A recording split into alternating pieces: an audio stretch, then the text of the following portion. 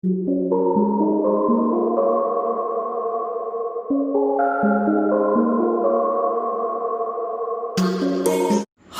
Praise the Lord. सभी को जय मसीह की। मैं प्रभु का धन्यवाद देता हूँ। एक बार फिर से प्रभु यीशु ने आपके बीच में आने का सौभाग्य दिया और हमारे बाइबल की सच्चाई को जाने चैनल पर आप सभी का स्वागत है। अजीजों, आज जो हमारा नया टॉपिक है, नया विषय है, वो है दूसरा आत्मा। पिछले दिनों में हमारा एक टॉपिक था दूसरा यीशु। शैतान यीशु का नाम लेकर आज बहुत सारी कलीसियों में घुसा है। आज उसी तरह आज हम दूसरा आत्मा के बारे में सीखेंगे। दूसरा आत्मा कैसे कार्य करता है कलीसियों में, बहुत सारे चर्चेस में कैसे कार्य करता है। तो आइए हम इस विषय को सीखने के लिए जा रहे हैं। अजीजों, आपने देखा होगा आजकल मसीह कलीसियों में बहुत ही अलग अलग प्रकार की आराधनाएं होती है। वह कहते हैं कि जिस प्रकार राजा दाऊद वाचा के संदूक के सामने नाचा था, वैसे ही वे भी आराधना के समय नाचते हैं। वे अपने शरीर की सुंदरता को प्रकट करते हुए ऊंची आवाज से चिल्लाते हैं और लोगों को कहते हैं नाचो नाचो।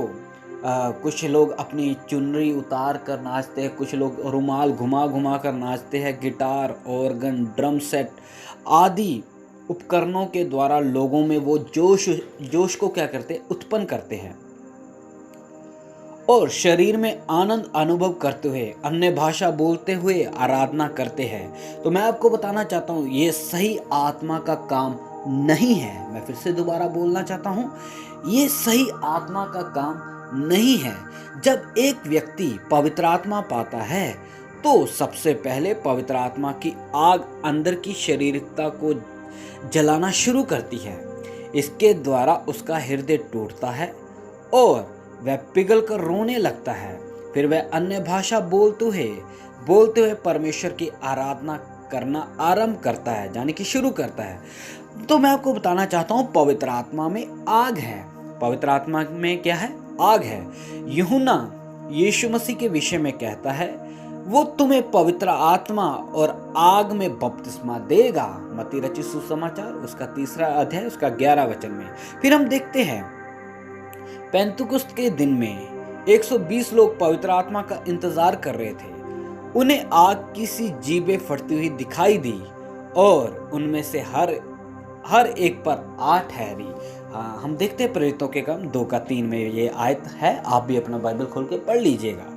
तो मैं आपको बताना चाहता हूँ अजीजों, हम देखते हैं तब मूसा और हारून मिलाप वाले तंबू में गए और निकलकर उन लोगों को आशीर्वाद दिया। तब यहोवा का तेज सारी जनता को दिखाई दिया और यहोवा के सामने से आग निकली और चर्बी सहित होम बलि को वेदी पर वसम कर दिया। इसे देखकर जनता ने जय जयकार का नारा लगाया और अपने मुंह के बल गिरकर दंडवत किया। ले व्यवस्था उसका 9 अध्याय उसका 23 और 24 मैंने ये वचन पढ़ा है। तो मैं आपको बताना चाहता हूँ अजीजों, मिलाप वाले तंबू में उत्तरी परमेश्वर की महिमा में आग थी। मिलाप वाले तंबू में परमेश्वर की महिमा में क्या था? आग था। इस आग ने मिलाप वाले तंबू को नहीं जलाया, लेकिन आंगन में रखी वेदी पर तैयार बलि को भस्म कर दिया। इस प्रकार जब एक व्यक्ति के अंदर पवित्र आत्मा उतर आता है, तब उसके भीतरी मनुष्य में महिमा और बाहरी मनुष्य में आग का अनुभव होता है। एक व्यक्ति में सही आत्मा उतर आए तो उसे अपने शरीर की खूबियों को दिखाने के लिए नाचने का मन नहीं करेगा। दाऊद राजा अपनी उत्तमता को दिखाने के लिए संदूक के सामने नहीं नाच रहा था। उसने अपने राजकीय वस्त्रों को उतार दिया और दास का जैसे वस्त्र पहनकर अपने आप को नम्र करते हुए संदूक के सामने नाचा। दाऊद का संदूक के सामने नाचना सही आराधना नहीं थी। मैं आपको बताना चाहता हूं, आज बहुत सारे लोग इसी बात को लेकर कहते हैं कि दाऊद राजा नाचा। दाऊद राजा आराधनालय में नहीं नाचा। इसलिए वो अपने आप को शून्य कर रहा है परमेश्वर के सामने कि हे प्रभु, मुझ में कोई भी खूबी नहीं है। अपने राज के वस्त्रों को उतार कर ऐसा एक साधारण व्यक्ति बन गया। इसलिए मेरे अजीजों, मैं आपको बताना चाहता हूं,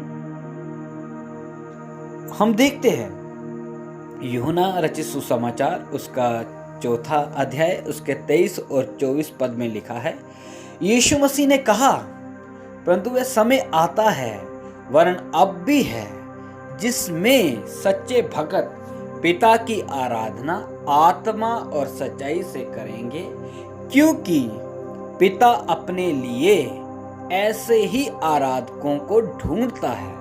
तो मैं आपको बताना चाहता हूं, परमेश्वर आत्मा है, परमेश्वर आत्मा है और अवश्य है कि उसकी आराधना करने वाले आत्मा और सच्चाई से क्या करे? आराधना करे। तो आपको मालूम चलेगा, आत्मा की आग पहले हृदय में आती है। तो अजीजों, आत्मा की जो आग है पहले हृदय में आती है।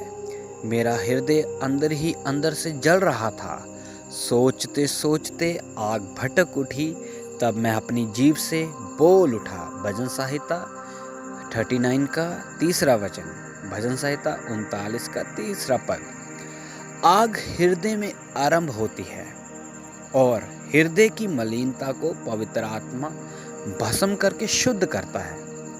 यिर्मयाह कहता है, यदि मैं कहूँ मैं उसकी चर्चा ना करेगा, ना उसके नाम से बोलूँगा, तो मेरे हृदय की ऐसी दशा होगी मानो मेरी हड्डियों में धधकती हुई आग हो, और मैं अपने आप को रोकते रोकते थक गया, पर मुझसे रहा नहीं जाता। यिर्मयाह 20 का 9। तो मैं आपको बताना चाहता हूँ अजीजों, हृदय में आरंभ हुई आग फिर हड्डियों तक पहुंचती है। परमेश्वर अपने सेवकों को धधकती हुई आग का शोला बना देता है। भजन संहिता 104 का 4। सही आत्मा की आराधना में मनुष्य की आत्मा और परमेश्वर की आत्मा का आपस में मेल हो जाता है। जब मनुष्य की आत्मा परमेश्वर की आत्मा से मेल करती है तो उसके अंदर का डर, परेशानी, निराशा सब समाप्त हो जाती है। जिस प्रकार मनुष्य की नाड़ियों में लहू बहता है, एक नाड़ी के द्वारा ताजा लहू उसके शरीर के अंगों में जाता है और दूसरी नाड़ी के द्वारा इस्तेमाल किया हुआ लहू गुर्दे और फेफड़ों के द्वारा शुद्ध होकर हृदय में आ जाता है। इसी प्रकार से आराधना करते समय में हमारी आत्मा में जो डर, परेशानी, निराशा होती है, वह सब परमेश्वर की आत्मा में मिलकर शुद्ध हो जाती है, जिससे हमें दलेरी प्राप्त होती है। पवित्र जीवन व्यतीत करने के लिए आत्मा हमारी सहायता करता है। लेकिन आजकल की नाचने के साथ आराधना में शैतान के द्वारा भेजी हुई आत्मा में भरकर लोग नाचते हैं, शोर करते हैं, दर्शन देखते हैं और भविष्यवाणियां करते हैं और अन्य भाषा भी बोलते हैं, लेकिन उनके जीवन में पवित्रता ही नहीं होती। ये सब धोखा देने वाला दूसरे आत्मा का काम है। इसलिए दूसरे आत्मा से हर विश्वासी को बचना है। इसलिए पौलुस कहता है, आत्माओं को परखो। इसलिए आप अगर ऐसी आराधनाओं में शामिल होते हो तो कृपया करके उधर से बाहर निकले। इसलिए उधर शैतान बहुत तेजी से कार्य करता है। लोगों को बहुत से पासवान उत्साहित करते हैं, मतलब उनके अंदर जोश पैदा करते हैं। ऐसा गीत गाएंगे, ऐसा म्यूजिक सिस्टम को चलाएंगे कि लोग उछले, लोग नाचे, लोग चिल्लाए। तो वो असल में सही आराधना नहीं है।